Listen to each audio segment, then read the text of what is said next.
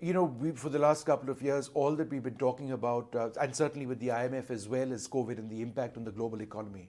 Do you believe that countries like India are essentially out, or let's talk about India, is essentially out of COVID in terms of its economic impact? For example, we've got certain sectors which are booming.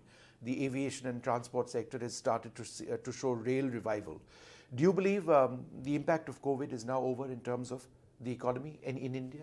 So I think, again, one has to look at this from the point of view of a couple of dimensions. If you look at mobility, in response to the Omicron wave, everyone was wondering that, with Omicron, mobility would come down very sharply and so on. What we saw across the region, including in India, was mobility wasn't so affected. Economic activity also was more resilient than one expected, especially in quarter one. Quarter two was because of China slowing, it had an impact. Quarter one, all countries did better than we expected.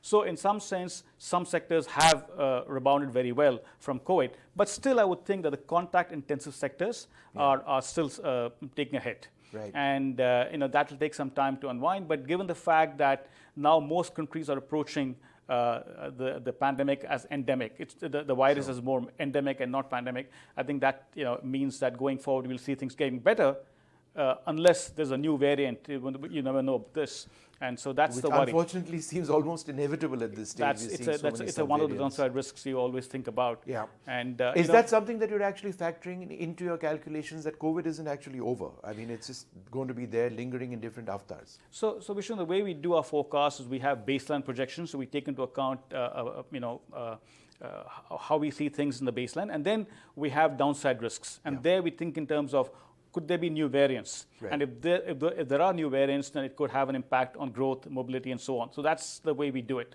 Sure. And in the case of China specifically, because they have this very stringent zero COVID strategy, what we assume in our forecast is that gradually over 2023, these restrictions will be lifted and things will get better. Now, again, this is something which we're assuming that things get better.